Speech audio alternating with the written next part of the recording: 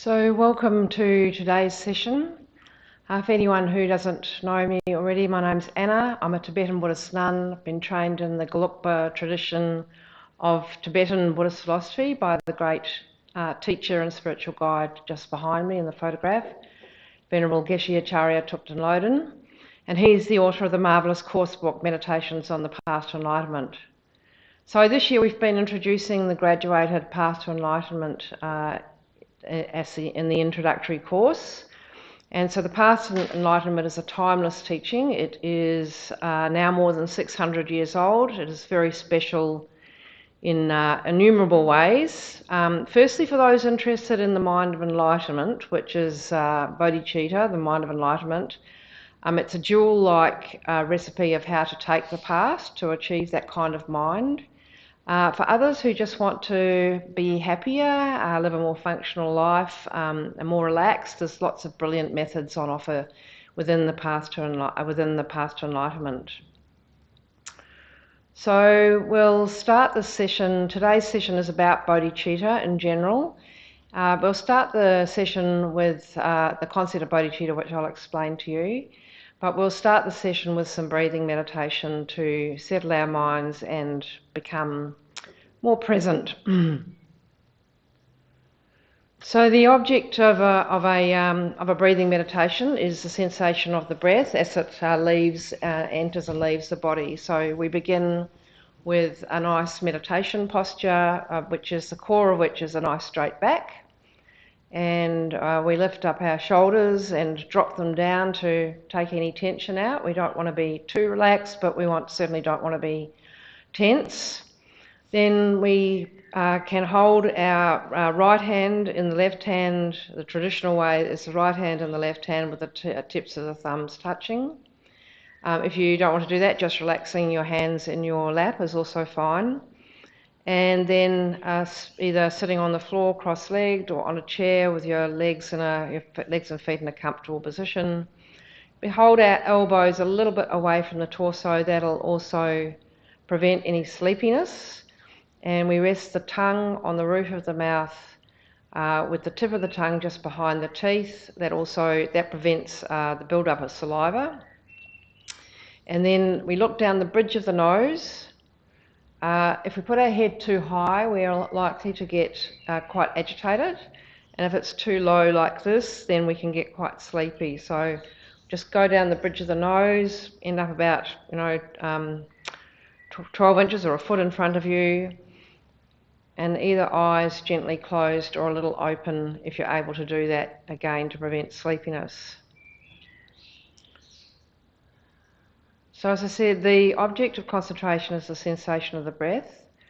The places that we can watch the breath, people have different preferences. You can either do it through the nostrils, which is probably most people. Some people prefer the diaphragm down here, and some people prefer the upper chest, probably lesser people.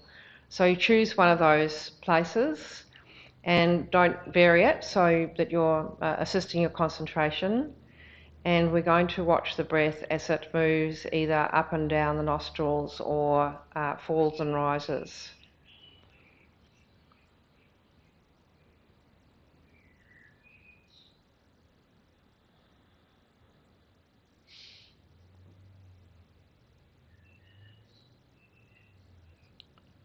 So the idea in this meditation is that we let go of all other thoughts or sensations that might arise, any memories or plans or worries, daydreams, feelings.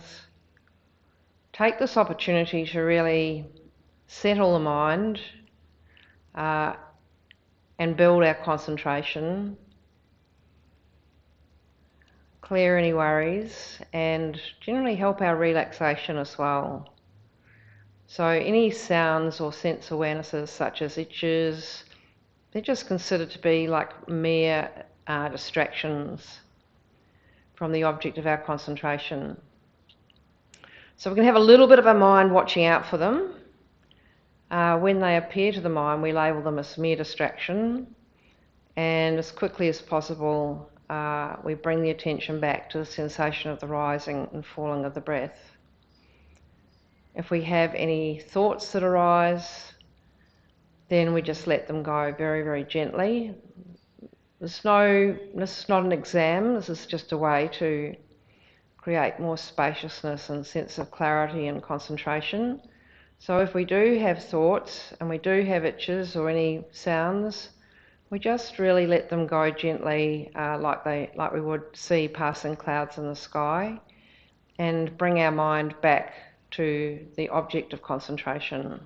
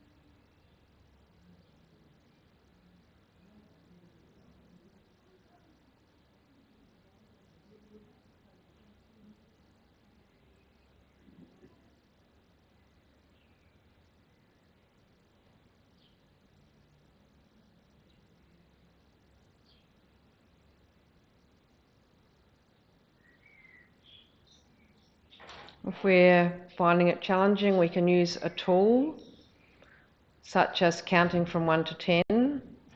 So we count the in-breath and the out-breath as 1, and then the next one as 2, in-breath and out-breath, up till 10.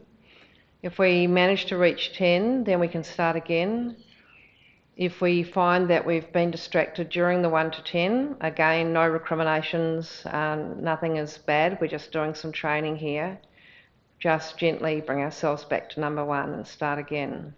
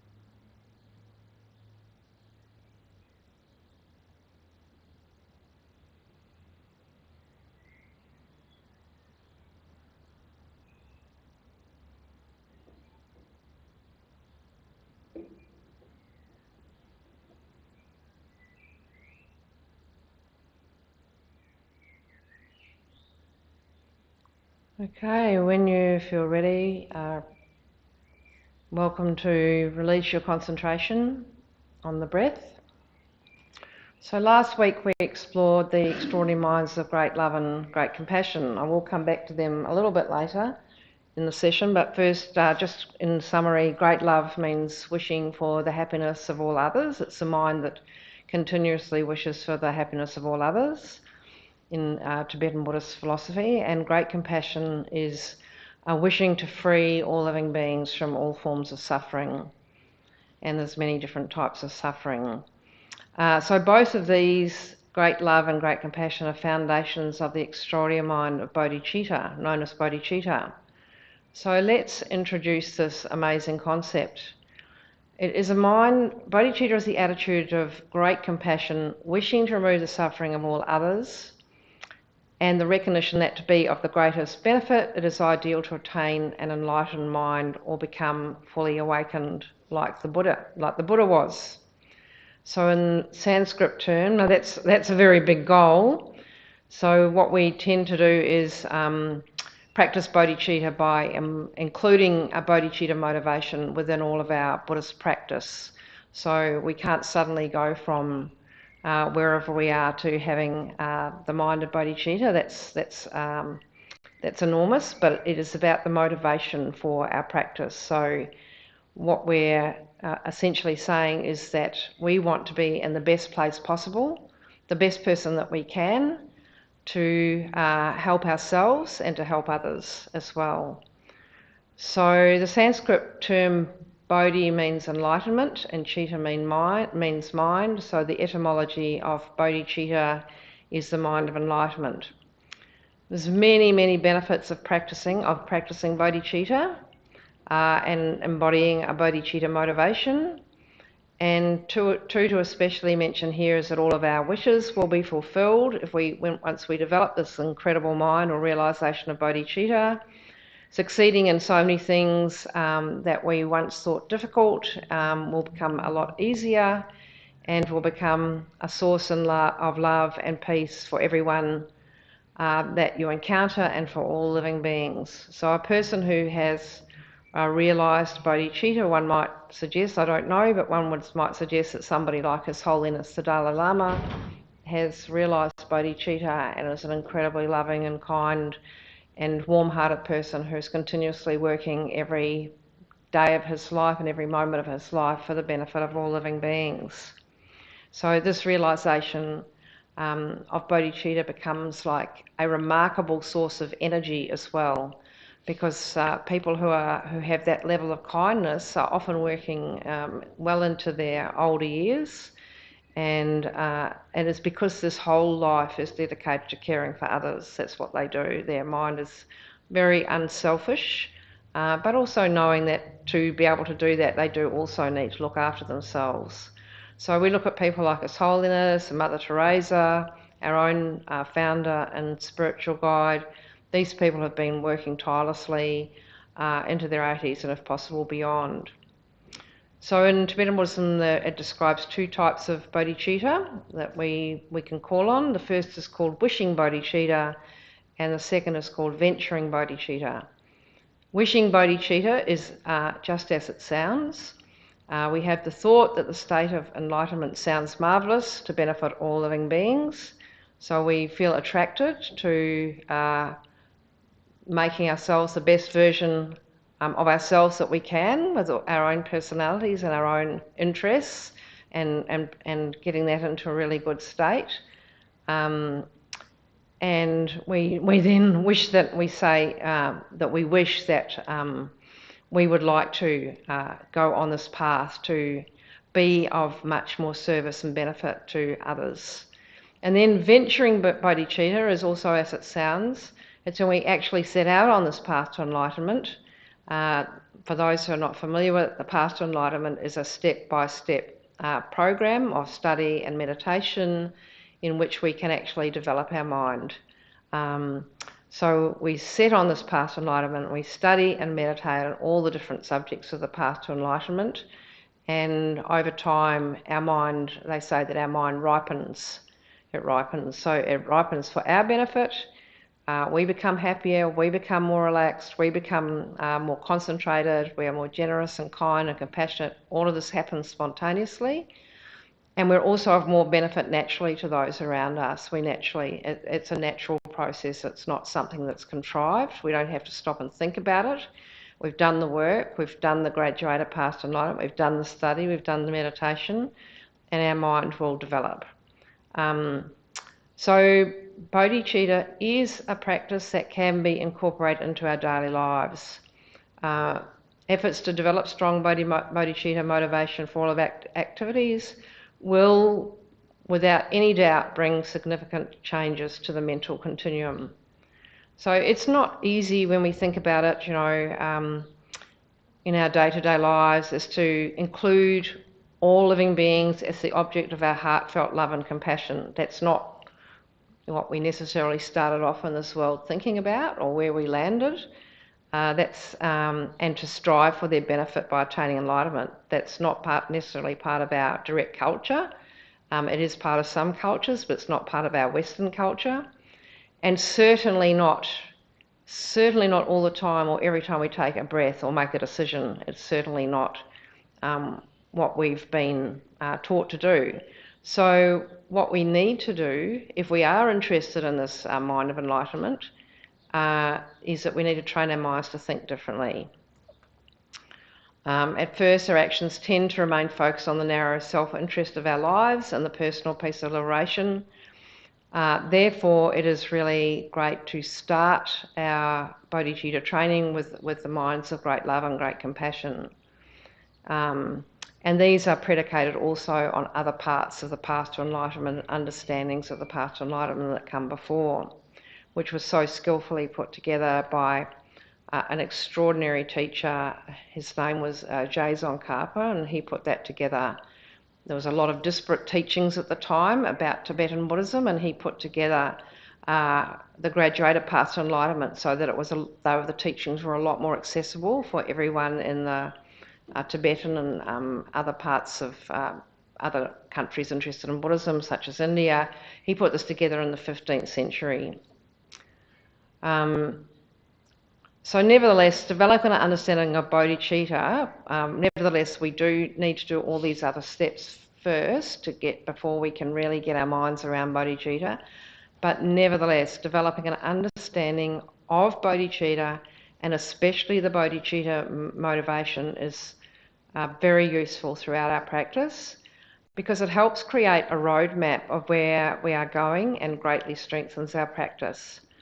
So, for example, if our motivation for doing things is to benefit one other living being, it is said within the Tibetan Buddhist teachings, and Geshe explained in his marvellous texts, that we will gain the benefit and merit of that. We're doing things for one other living being, whether that's ourselves or a family member. But if we have the motivation that what we're doing, and we've thought about it, if we have the motivation that we're going to benefit all living beings, naturally the merit and the imprint and the habit of that is multiplied millions and zillions of times. So therefore we work on training our minds of great love, great compassion, and the all-embracing mind of bodhicitta throughout our practice. So it's good to have, even though we may not have started at the beginning, at this point, we are really, really useful to develop some knowledge of great love, great compassion and bodhicitta, and to bring it into our practice as quickly as possible. So a quote from Shakyamuni Buddha, who is exemplified by the golden statue behind me, and who is the original author of these great teachings. He said, "Set your heart on doing good. Do it repeatedly and you will be filled with joy." So that means developing the minds of love and compassion, generosity, patience, ethics, which means in Tibetan Buddhism, ethics means not harming others, joyous effort, concentration and wisdom. So the true wonder is that this transformation is something that we can all experience if we listen and follow what the teachers, the great teachers, are saying very carefully. The problem is that many of us think deep down in our thinking And we just think, well, it all sounds lovely, but that couldn't really be us, that couldn't really be me. All this love and bodhicitta capacity, they're talking about someone else, it's not really me. But that's actually not true. It's really does mean each and every one of us has the capacity to realise the minds of love, compassion and bodhicitta.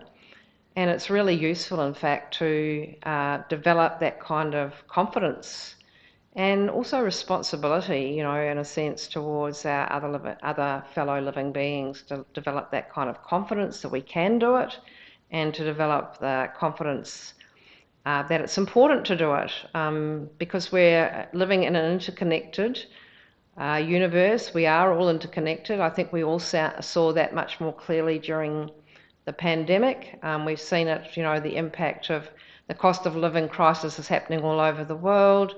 The Ukraine war is impacting all of us. So we can see very clearly in this day and age, particularly since the onset of COVID-19, that we are interconnected. We're one world. And what happens on the other side of the world, we used to talk about as 6 separations, but now we can all see through our television sets the impacts we're all having on each other. So that makes it a lot clearer, actually. It didn't used to be so clear, but it is much clearer nowadays. And the Buddha also taught that even if somebody has been very negative and done terrible things in the past, they can transform themselves with an understanding of the practice and the practice of love and compassion. So there are numerous stories in Tibetan literature, for example, of people who have not just been a little selfish, angry, a thief or a habitual liar or any other number of negativities, but people who were like genuinely, truly terrible criminals and murderers who have hurt, damaged and killed many other people. Their misdemeanours have caused untold grief and misery, as you can imagine, when you perpetrate something like that, not just to their victims, but also to themselves, as any criminal does. They are hurting themselves as much as anyone. Their negative activities didn't bring the relief, the peace, or even the notoriety they were hoping for. Their personal pain and suffering continued and got worse mostly, and maybe through guilt, but often disintegration, disassociation of their connectedness, their peace, their self-esteem, their peace of mind, their lack of popularity, their anxiety and their pain.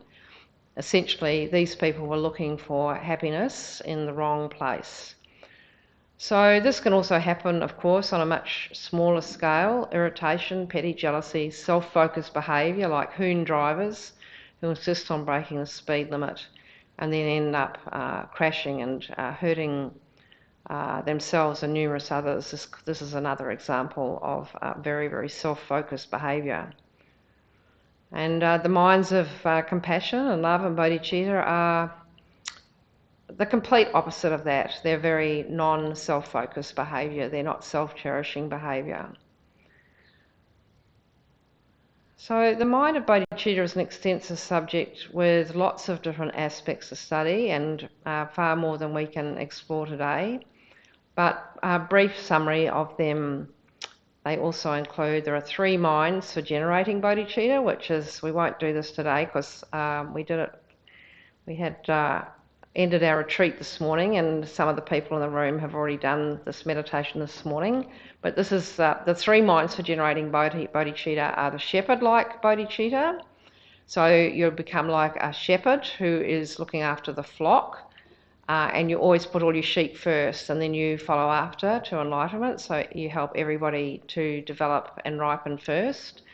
And then the pilot-like bodhicitta, where it's like a Qantas plane or it could be a Jetstar plane, and the pilot is driving everyone, you're all going together. And then there's the king-like bodhicitta, and that is when the king organises everything for everybody, and through his good works he becomes an enlightened being because he's completely looking after the needs. It could be a king or queen looking after the subjects. That in fact is the only one that's realistic. We cannot make other people become enlightened. We can only help them to develop their minds. We can't. So that's actually realistic. But the meditations on the shepherd, the pilot, and the king-like minds of bodhicitta will help develop our bodhicitta. Then there are 4 levels of bodhicitta, and these include bodhicitta of inspiration, the bodhicitta of pure superior intention, the fully ripened bodhicitta, and bodhicitta with the abandonment of obstructions to liberation and omniscience. And that's a sort of quite a technical term, obstructions to liberation and omniscience. It basically means all of our negativities, whether we have minds like, anger or jealousy or miserliness or unkindness or any of the kind of negative minds, pride, different minds that might be an obstruction to us actually developing these much purer and more beautiful minds.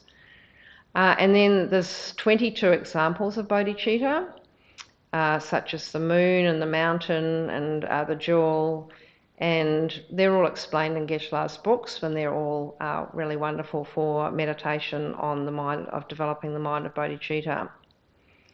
Also, the circumstances, causes and powers of bodhicitta and the stages of training of bodhicitta are other topics which are included in this, this extensive study.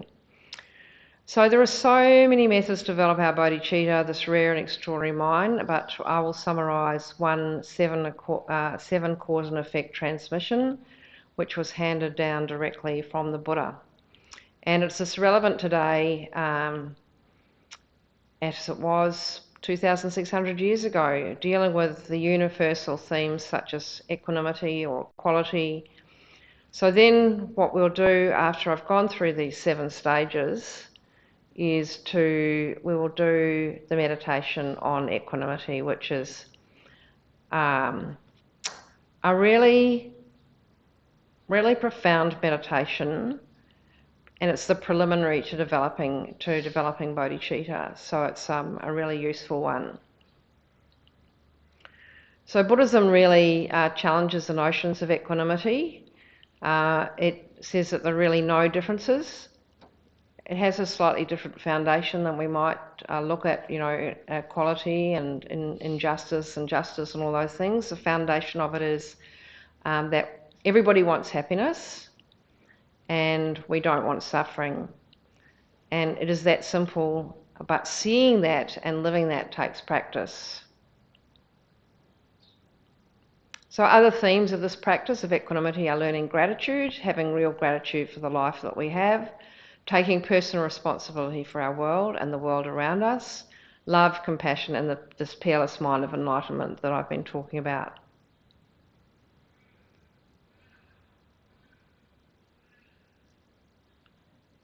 So this 7 cause and effect method, as I mentioned, has this important preliminary practice, developing equanimity. Then it has 6 steps, and it's got 1 resultant step, bodhicitta, the attitude of great compassion, wishing to remove the suffering of all others, and the recognition that to be of the greatest benefit it is ideal to attain enlightenment.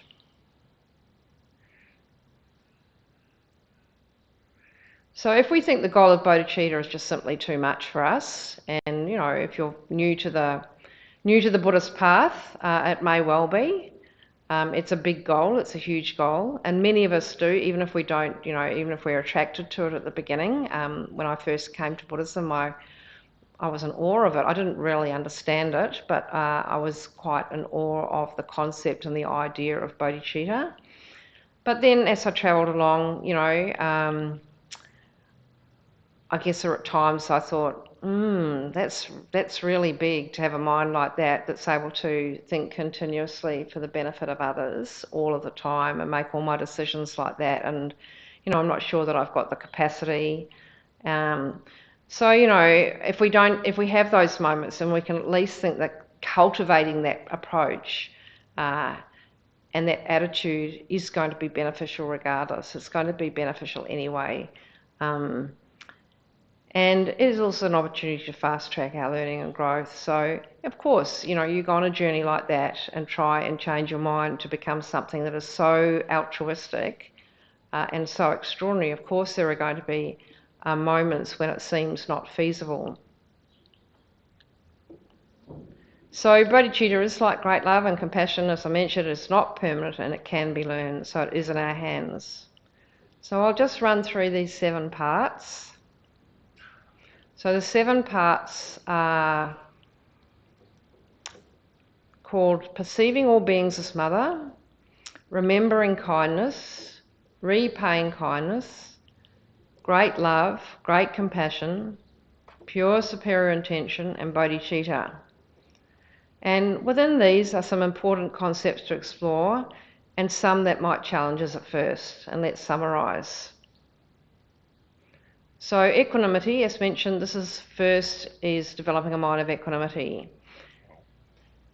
So here what we do is we work to overcome our usual attitudes to people we know, categorising them as friend, enemy or stranger. So generally when we meet a close family or friend member, we become excited and happy and elated. Our attachment to this person is strengthened, and it tends to bring a bit of suffering when we part, either temporarily or permanently, because we have a mixture. We have a mixture of love, of wishing them for happiness. Generally most of our relationships will be based on a mixture of love and attachment. Attachment is where we have a need that needs to be met as well. So that suffering is where we worry about being separated from them. So then the next group of people is when we encounter an enemy or someone we don't particularly like or we feel an aversion to. We become a bit depressed or fearful or agitated, even if it's at a fairly low level. Our frustration or irritation or anger strengthens our negativity. And then when we meet strangers, we just don't really have that much interest. So we're bored and we're indifferent, and that strengthens our ignorance towards them.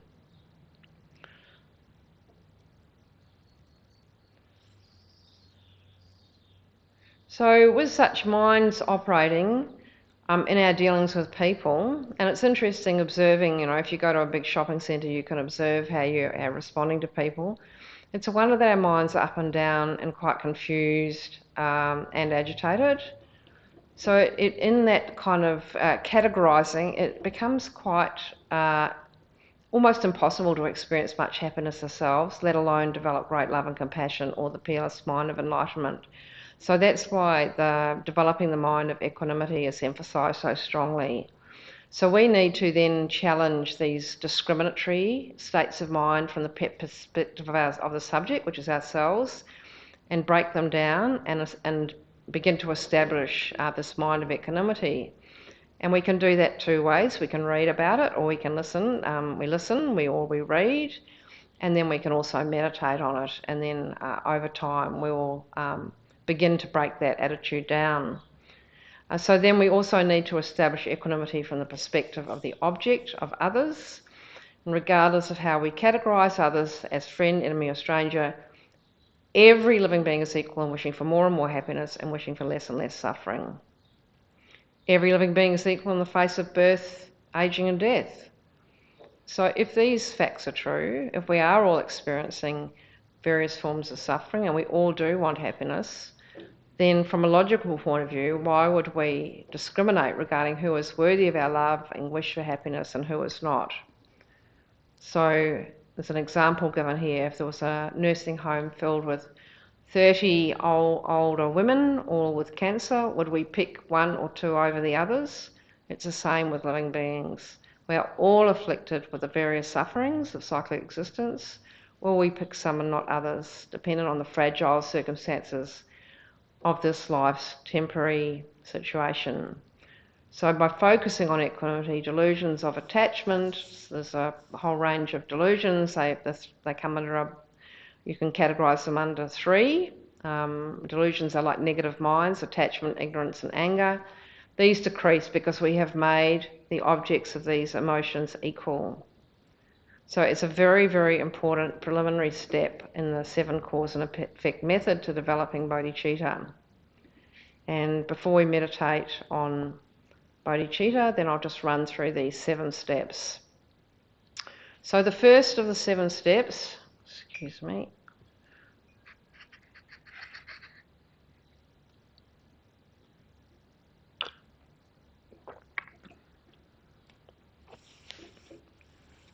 So the first of the 7 steps taught by the Buddha is that in this life we had a mother, in previous lives we had mothers, in our last life and the one before that, for hundreds of lifetimes, we had different mothers.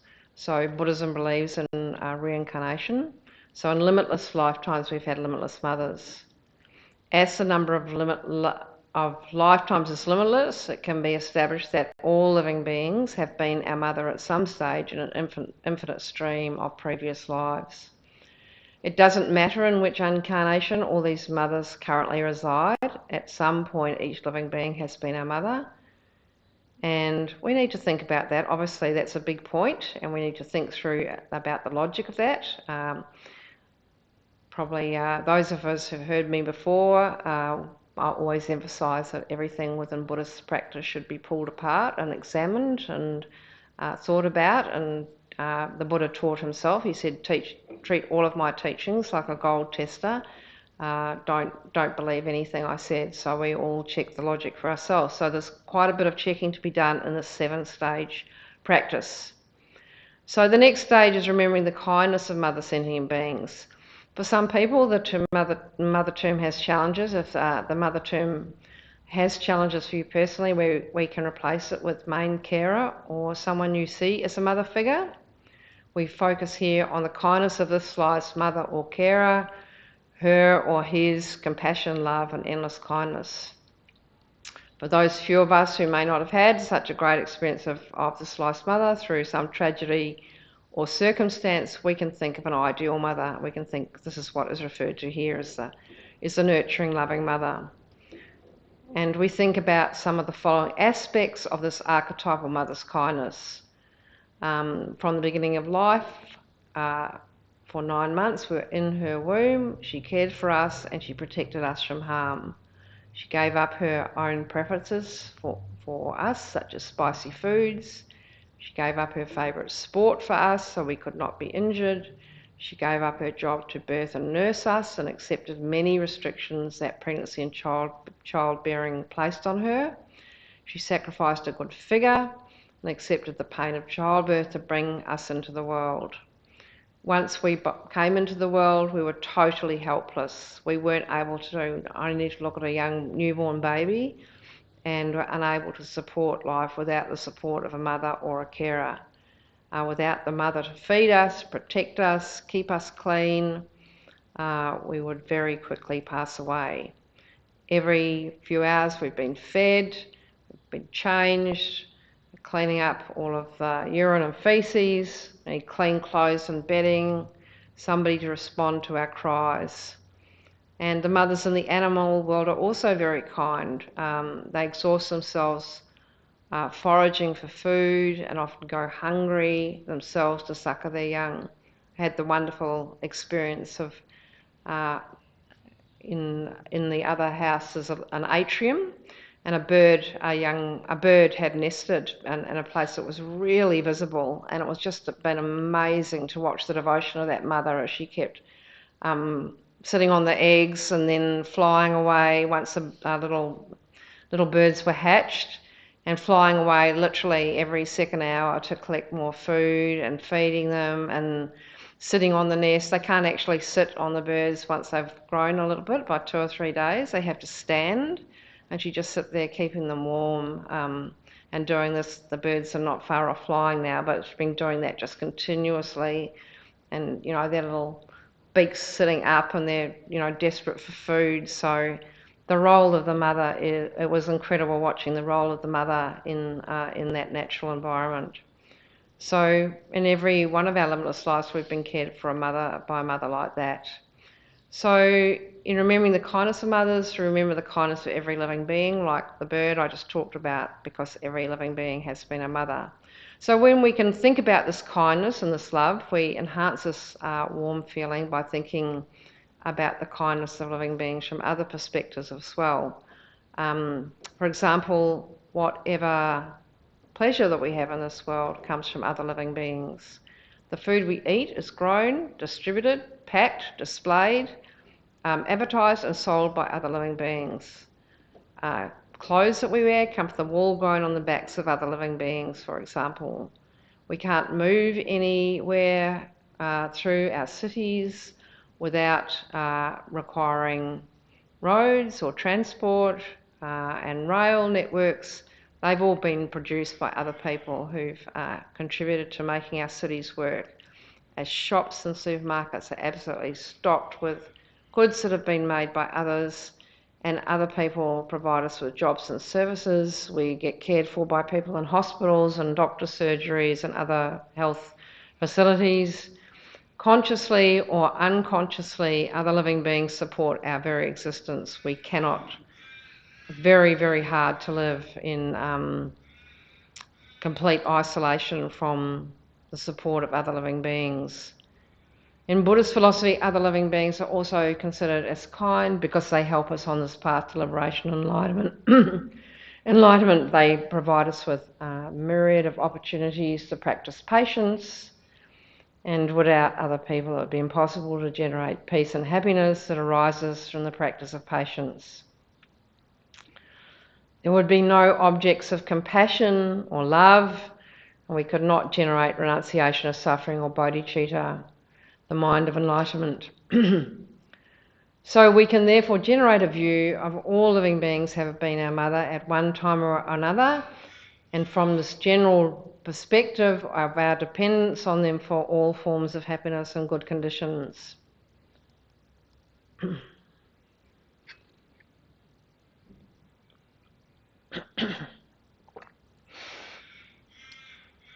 So the third step in the 7-step path is to consider the repayment of the kindness of mother sentient beings.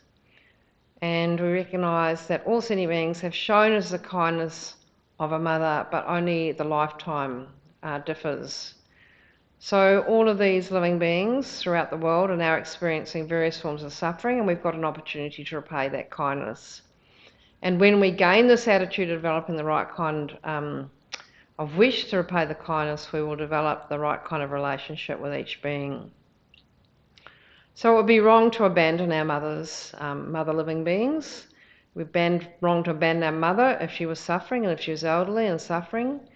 And so if we can view all other living beings as having been our mother and having cared for us so kindly and having supported us, then we would develop a great sense of love and wish to help in whichever way we can. So we think this is a method to ripen our mind in compassion and great love and in great compassion and bodhicitta. So we think of all different ways that we can repay this kindness. For example, in our present life's mother, then we might want to give her gifts, take her for outings, give her other forms of support. We would care for her when she is sick and endeavour to find solutions to overcome any of her problems.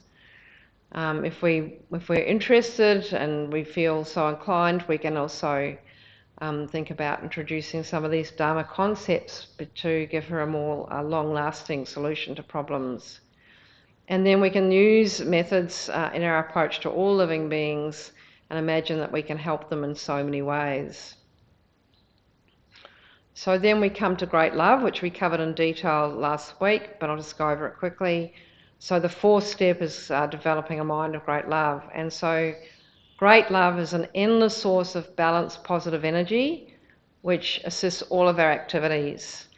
So it's a real basis of all communication skills. It's when we can really engage with people, and it's wishing, having this mind that just continuously wishes for others to have happiness. And you can see it in His Holiness the Dalai Lama. You can see it in people like Geshe Loden. You can see it in some of the, highly evolved lamas and Dharma practitioners who have really got this kind of elevated mind of love, and other wonderful people. It's not exclusive to Buddhism by any manner of means. There's some very, very wonderful people in the world who have incredible love for others. But one of the hallmarks of it is when it's how they engage. They really engage with people. They don't, sometimes our engagements are quite non-committal, but I'm not saying, you arrange to go around to their house, but when you meet them and you say hello, then you really mean that you're saying hello.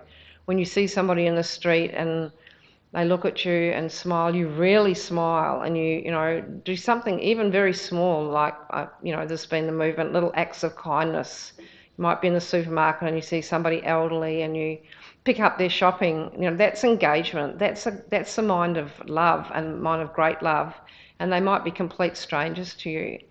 And when you observe these great beings like His Holiness, that's how he operates with people. He's always making people feel comfortable and engaging with people in a way that they would relate to. So if he's talking to a politician, he's talking politics. If he's I happened to be in close quarters to him, and I saw him interacting with a young girl, and she had purple pigtails, and he picked up one of the pigtails and he just laughed.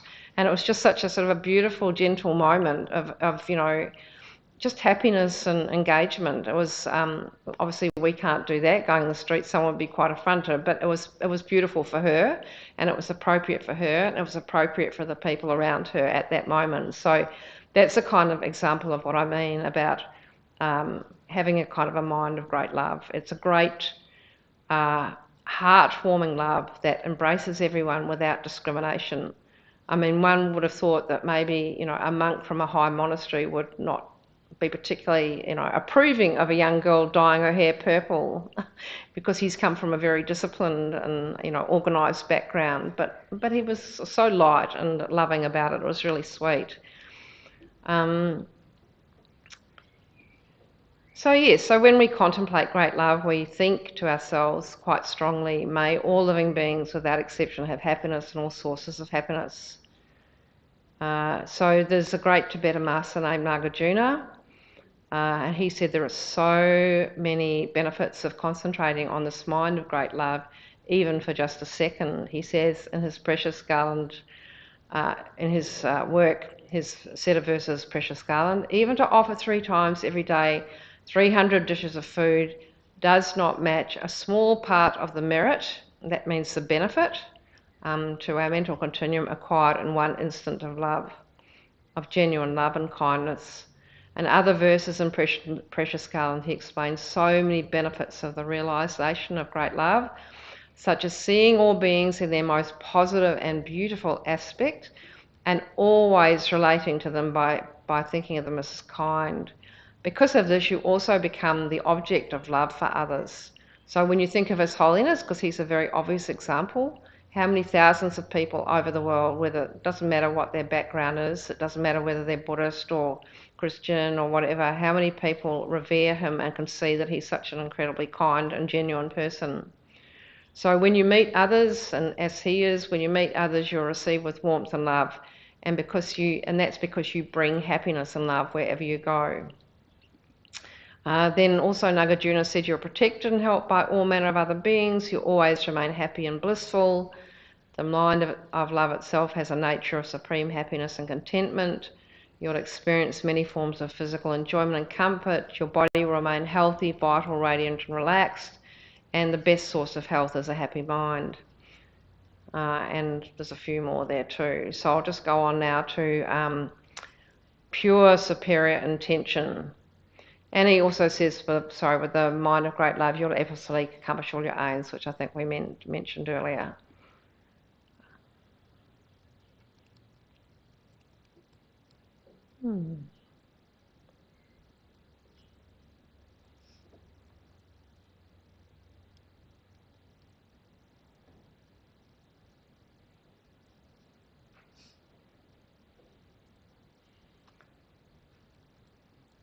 Okay, so great compassion is the next one. It's not the immediate cause of the mind of enlightenment, but from the compassionate mind, we wish to remove all living beings from the sufferings of cyclic existence. So that's where you have this strong wish.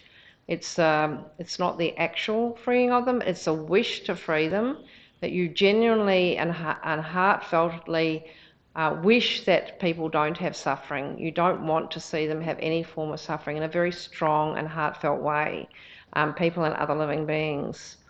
And this is the sixth and immediate cause of the mind of enlightenment.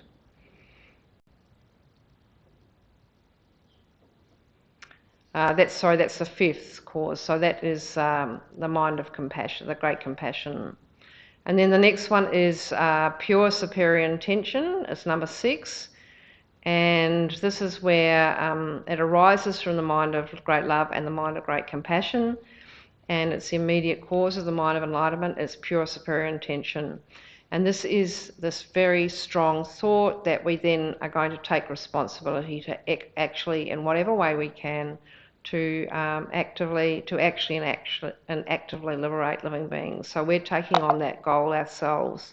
Doesn't matter who we are and how small in the world we think we are. It's developing that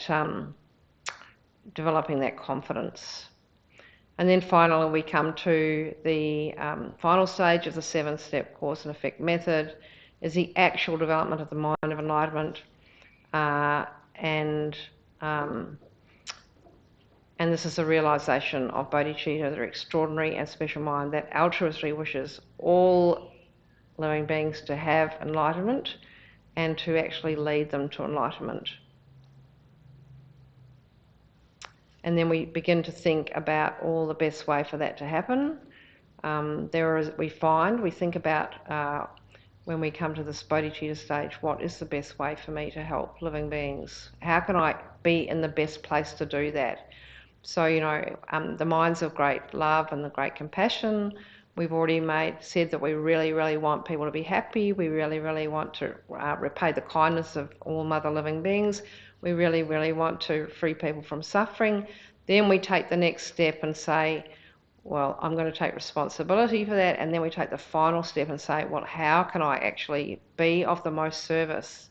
What is the way? So we then go even deeper and say, what is the way that I can help? And then we'll say, well, I need the mind of enlightenment, and we'll set out to get that mind of enlightenment, that very beautiful step, and we go into venturing bodhicitta, and the difference it's explained by Shantideva is between thinking about something and then actually going about and doing it. So we've explored here how a well-developed mind, a special one imbued with love and compassion, can much better experience and engage with the world around us. And this can be done, it doesn't matter what we're doing. We don't have to, give up the world and become ordained, or give up the world and become a yogi or ascetic. We can do that within the framework of the lives that we're living. So it doesn't matter whether we're a student, starting out in the workplace and family life, the endless routine of an established family and working schedule, older age, the many trials and tribulations of caring for children or elderly. The true meaning of love and compassion are essentially the same, in gaining happiness and joy. So that's the purpose of this, ripening our minds towards a mind of enlightenment. Okay, so that's probably enough talking from me for a moment. We'll just start and do another meditation. We'll go to the developing equanimity meditation.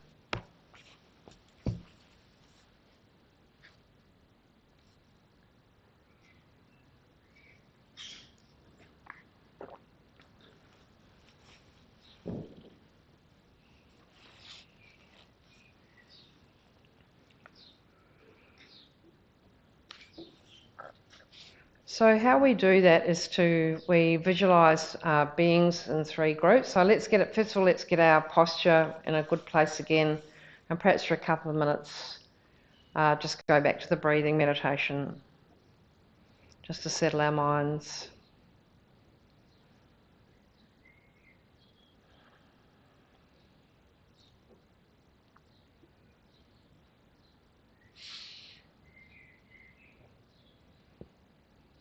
The shoulders relaxed, arms slightly away from the torso, eyes either gently closed or half closed, looking down the bridge of our nose, tongue on the roof of the mouth, and then just at our chosen place, observing the movement of the breath.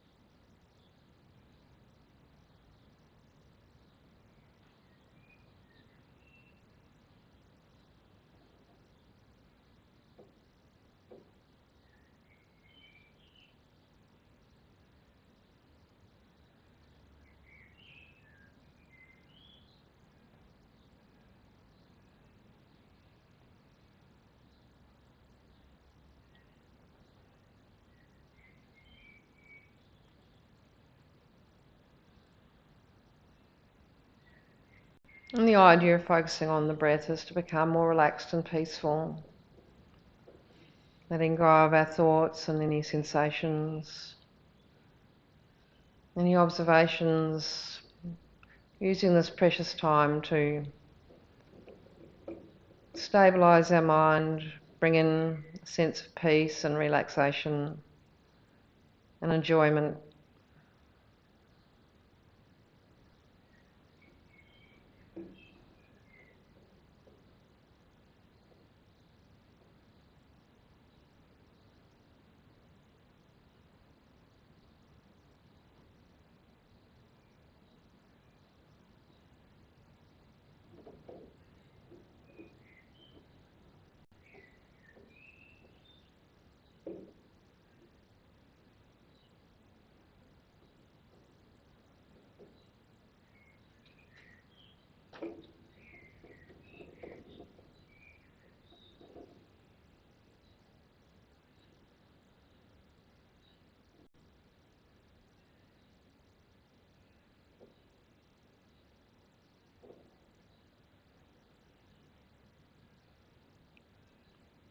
So to begin our meditation on equanimity, we visualise three groups of people.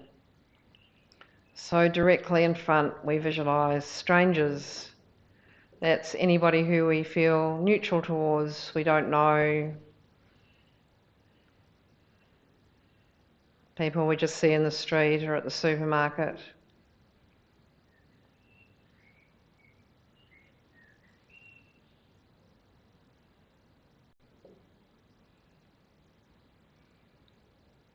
Slightly to the left we visualise anyone who we'd class as a friend, as relatives or friends or anyone whom we care for.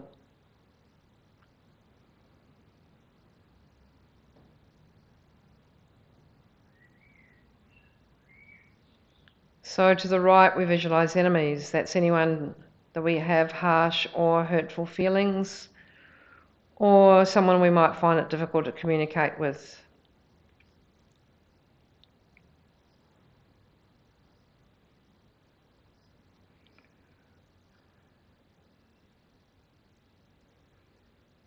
Strangers are an object of indifference or ignorance. Friends are the object of attachment.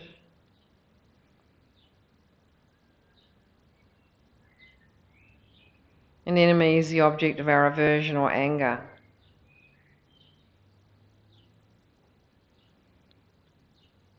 So now we take a little bit deeper and we analyse the process by which these discriminations are established usually.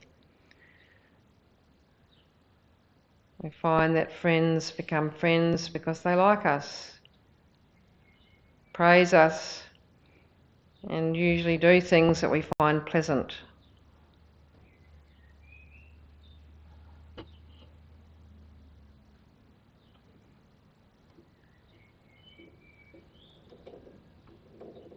The enemies, visualised to our right, people who've become enemies because they dislike us, they criticise us, they hurt us, and they do things that we find unpleasant.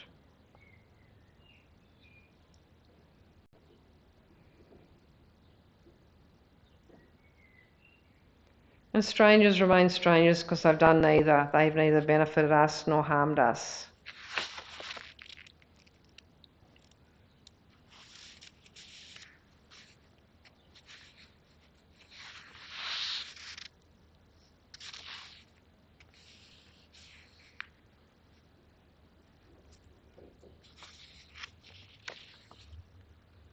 So it's this discrimination of beings as friend, enemy or stranger that causes an uneven state of mind.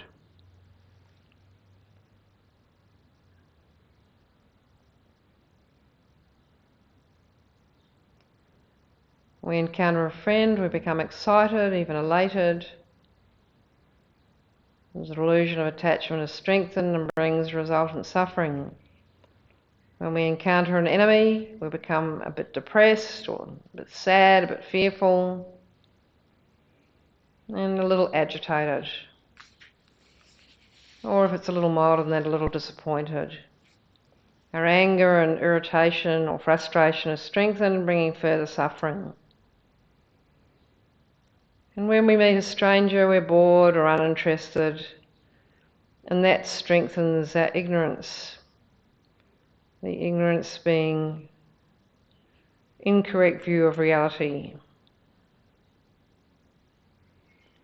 And when we have these kind of deluded attitudes and mind that is consequently always up and down, becomes at some level confused and agitated, becomes much harder to experience happiness, much less any love or great compassion or bodhicitta. So what we need to do in this meditation is to challenge the validity of these discriminations and break them down, and therefore establishing the mind in a state of equanimity. So towards the objects of anger, we can meditate on the following line of reasoning. During limitless lifetimes, my relationship with other living beings has constantly changed.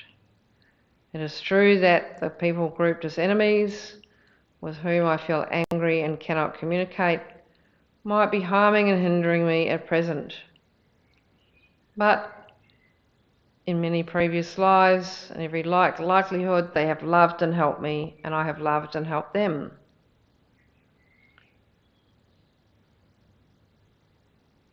Furthermore, in my past lives, they've all been my mothers and nurtured me with great kindness.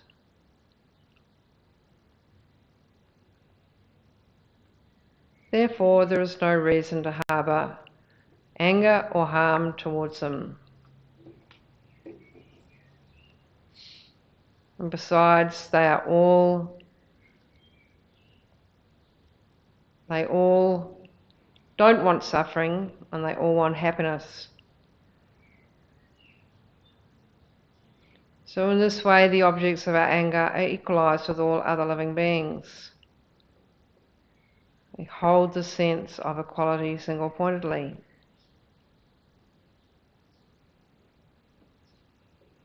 Then we take a closer look at the objects of attachment, and we can think, I'm very fond of these beings, and I'm attached to them now, but though I have good relationships with them, in many previous lives, they're very likely to have harmed me, and I've also caused them trouble and suffering. There's no good reason, therefore, to be particularly attached to them now. And besides, they also have suffering like the other types of living beings. They also want happiness. And in this way, the objects of our attachment are equalised with all other living beings. And we hold the sense of the equality of these beings single-pointedly.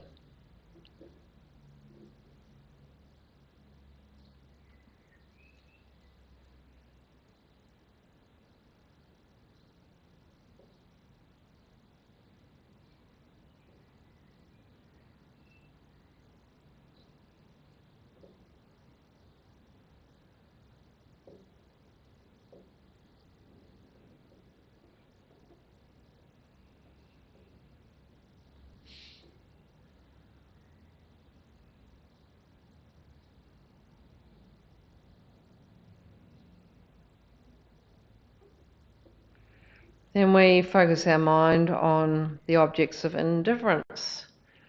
And we think, I feel indifferent towards these strangers who at present neither help nor hinder me. But in previous lives they've been my friends and my loved ones. They've also been my enemies and have harmed me. Also don't want suffering and definitely want happiness. Therefore there's no reason, therefore, to be indifferent towards these people. This way, our objects of indifference are equalised with all other living beings. And we also hold this feeling of equality single-pointedly.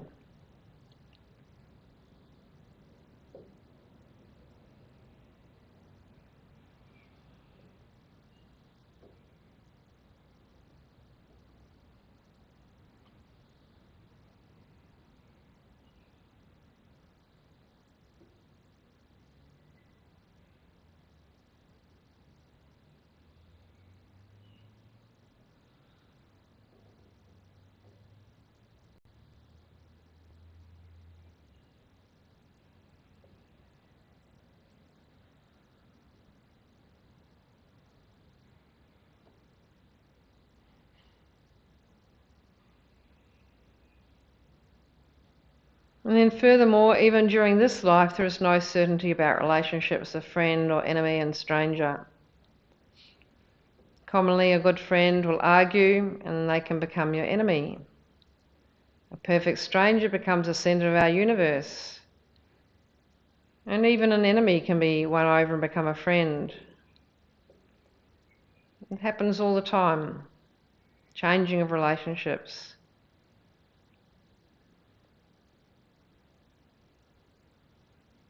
Relationships change in the short space of just this life, then how much more so over limitless lives? The flux of relationships is beyond comprehension.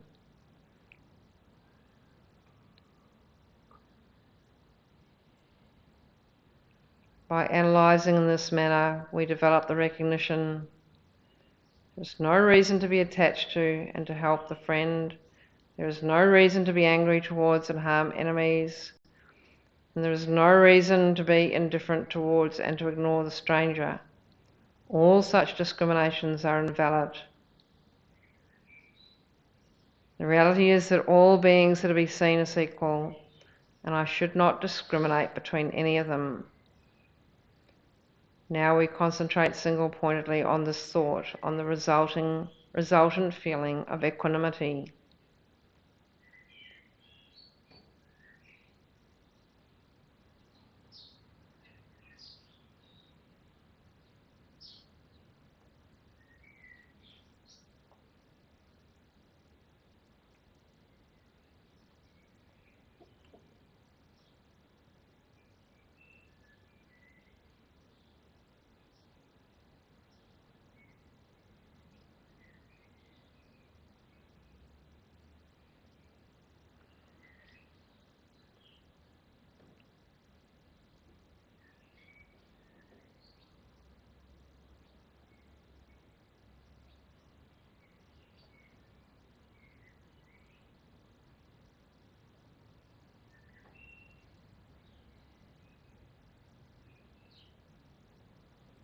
So whereas the analysis we've done up to this time establishes equanimity from the perspective of the subject, ourselves, the next stage of the meditation establishes equanimity from the perspective of the object, others.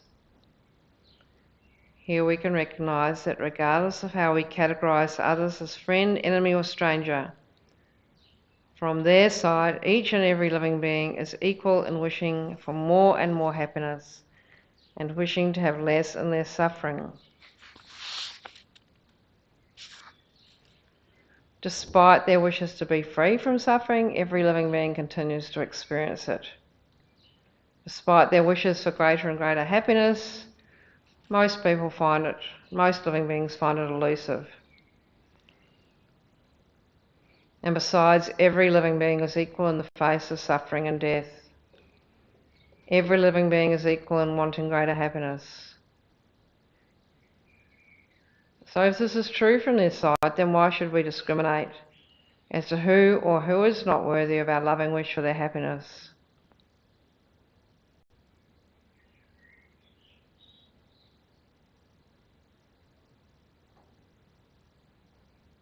We can reflect on this nursing home of 30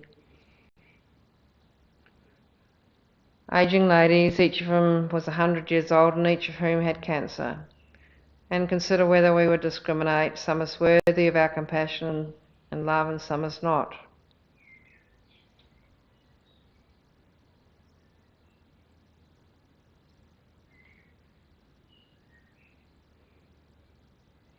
All living beings are equally afflicted with the suffering of cyclic existence. Will we could discriminate and identify some as worthy of our compassion, others as not, based on the fragile circumstances of this life's temporary relationships?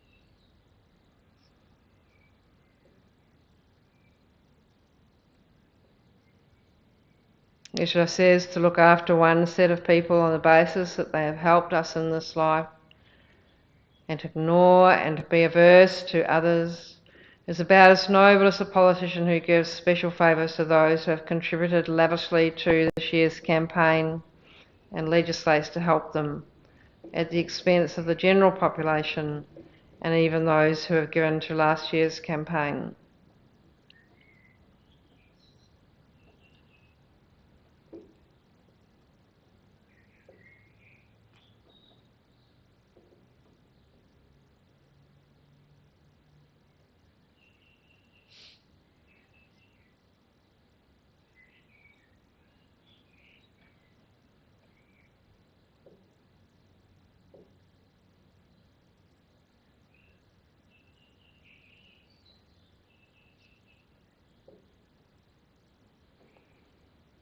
So having established a clear sense of the equality of others from the point of view of their own fundamental needs and basic experience of happiness and suffering, we concentrate single-pointedly on the resultant feeling of equanimity towards friends, enemies and strangers.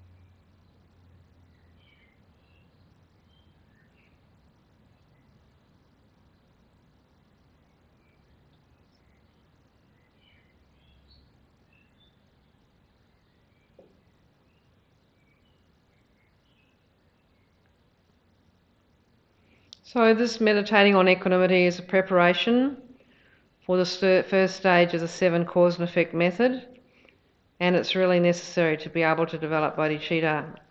This is a meditation that Geshe Loden often led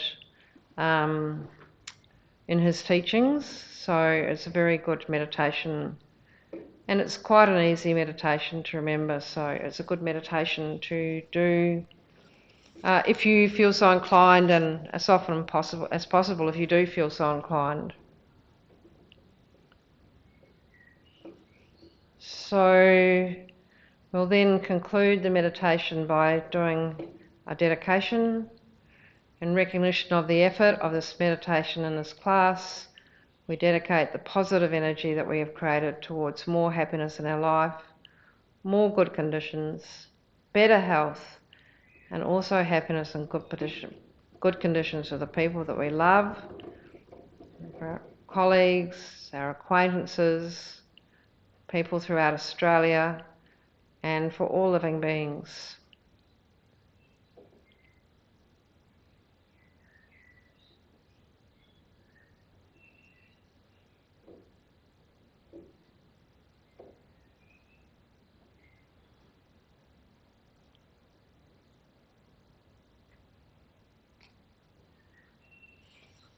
So next 2 weeks, there's 2 more weeks in this course, and Angela Sherma, I'm off to New Zealand for a family commitment, and Angela Sherma will be taking the next 2 classes, which will be focused on the 6 perfections, which are generosity, patience, ethics, concentration, wisdom, and I should remember the other 2, joyous effort.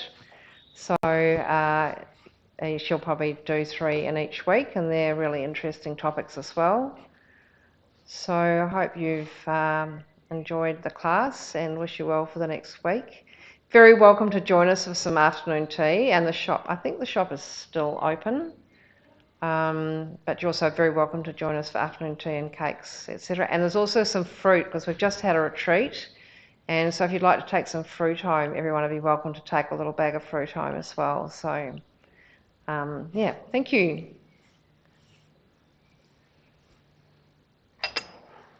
Yeah, I'm still here. She's still here? Yeah. Thank you. Still hanging around. Nice smiling.